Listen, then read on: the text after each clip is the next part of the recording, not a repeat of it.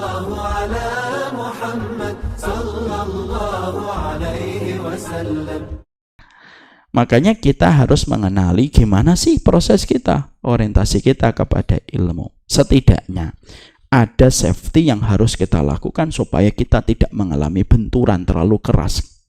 Supaya ketika kita berjalan di tepi jurang, karena ilmu itu di tepi jurang kadang-kadang. Karena apa? Kalau kita tidak waspada, banyak sekali kerusakan yang ditimbulkan setelah kita berilmu. Karena berilmu belum tentu kita pasti selamat di akhirat sampai semua komponen itu benar. Ada orang berilmu masuk neraka pertama kali ketika dia tidak memiliki keikhlasan. Ada orang berilmu masuk kepada murkanya Allah, dimasukkan kepada sebuah lubang di dalam jahanam, di mana jahanam saja berlindung dari lubang itu. Siapa? Kepada orang yang berilmu tetapi dia menyombongkan ilmunya. Artinya safety tetap harus dipasang. Supaya apa? Supaya kita bisa selamat ketika ada sesuatu, supaya kita tidak tergelincir. Kalau kita berjalan mendaki Mount Everest, bukan kita lah, kan kita nggak mendaki Mount Everest. Orang mendaki Mount Everest itu bahaya. Tapi kalau dia memasang safety, meminimalisir risiko kematian. Karena apa? Tali-tali yang dipasang itu bisa untuk mengantisipasi kalau dia kepleset. Jurang yang begitu curam akan diselamatkan dengan izin Allah dengan tali yang terpasang pada dirinya. Maka itulah pembahasannya. Kita harus tahu safety-nya apa di dalam kita menjalani kehidupan kita untuk menjemput ilmu, dan setelah kita nanti mengetahui safety apa yang harus kita dapatkan, SOP apa yang harus kita ketahui, supaya nanti perjalanan kita pada ilmu tidak melahirkan kembali orang-orang sebagaimana Abdurrahman bin Muljam. Masya Allah, nyata itu. Makanya kalau saya ditanya beberapa hari ini, Ustadz, ada yang menguliti Hamas gitu, perjuangannya, tidak ada yang benar versi kepala dia. Sedangkan dia sembari ngomong di ruangan ber-AC, listrik melimpah, pakaiannya tersetrika, mandi 3 kali. Lalu dia begitu gampang mengomentari tentang Hamas. Yahudi selamat dari lisannya. Tapi justru orang mukmin tidak selamat dari lisannya. Dan pengikutnya bukan 1-2 orang kayak gini. Banyak. Yang satu frekuensi dengan orang semacam ini. Lah inilah yang menjadikan kita akhirnya harus paham apa safety yang harus kita miliki supaya proses kita nanti belajar, kita tahu SOP yang harus kita pahami dan harus kita mengerti. Maka setidaknya ada beberapa poin yang menjadi penting yang kita harus ketahui dalam proses kita mengenali rimba ilmu sebelum kita masuk dan memetik buah manisnya. Yang pertama di dalam kitab Manhaj Talaqi wal Istidlal Syekh Ahmad Farid Soyan, maka beliau mengatakan kepada kita, standar pertama ketika kita akan mencari ilmu adalah mengembalikan pola kebenaran dan karakteristik kebenaran bukan kepada personal, tetapi mengembalikan pola kebenaran dan karakteristik kebenaran itu kembali kepada sifat-sifat yang ada di atas kebenaran itu, bukan kepada kelompok, bukan kepada personal. Sebelum saya sampaikan apa itu karakteristik kebenaran yang kita harus kenali dan tidak mengenali kebenaran lewat personal, sebelum saya sampaikan itu, saya sampaikan dulu. Bapak tahu apa perkara yang merusak kebenaran? Perkara yang merusak kebenaran itu fanatik dan ta'assub ketika mengembalikan karakteristik kebenaran kepada kelompok dan golongan. Sehingga ketika kebenaran tidak datang dari versi kelompoknya, dia tolak. Ini siapa yang nulis ini? Ustadz Fulan. Dia tidak melihat tulisannya. Siapa yang nulis? Oh, Ustadz ini tidak masuk pada listnya Ustadz-Ustadz yang direkomendasikan. Maaf ya, kami harus delete. Proses-proses ta'assub itu proses yang merusak kebenaran.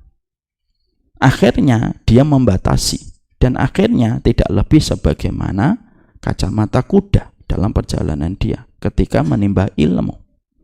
Karena apa? Dia tidak melihat karakter kebenaran. Kalau dia paham karakter kebenaran, dia begitu gampang untuk bisa menimbang sebuah perkara, apakah ini di atas kebenaran ataukah tidak. Bukan berdasarkan kepada semangat perasaannya ketika dia selalu mengedepankan kelompok dan golongannya. Karena apa? Karena sesungguhnya yang mewariskan penyakit ta'assub, yang mewariskan penyakit fanatisme kelompok dan golongan itu siapa? Yahudi. Itu yang pertama kali memiliki sifat ta'assub dan fanatik. Dan akhirnya sifat itu menyebar di tubuh kaum muslimin. Dan hari ini kita menjumpai bagaimana ta'assub dan fanatik telah membagi-bagi banyak kelompok pada kehidupan masyarakat. Membenci bukan lagi karena keimanan, tapi membenci karena semangatnya adalah semangat fanatisme. Mari kita bedah dulu. Mana Ustadz dalilnya bahwasanya fanatisme itu pertama kali bermula dari kalangan Yahudi? Tolong dibaca surat Al-Baqarah 89. Tolong dibacakan artinya saja.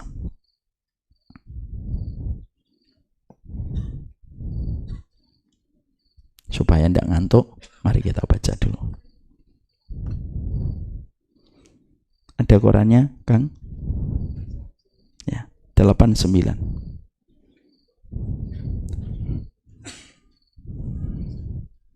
Itu sudah ada mic-nya.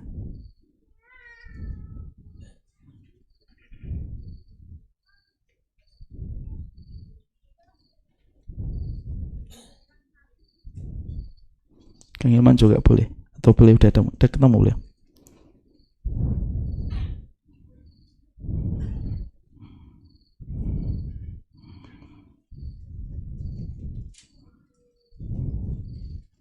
Mereka berkata, mohonkanlah kepada Tuhanmu untuk kami agar dia menjelaskan kepada kami apa warnanya. Dia, Musa, menjawab, dia Allah berfirman bahwa sapi itu adalah sapi betina yang kuning tua warnanya, yang menyenangkan orang-orang yang memandangnya. 89 itu?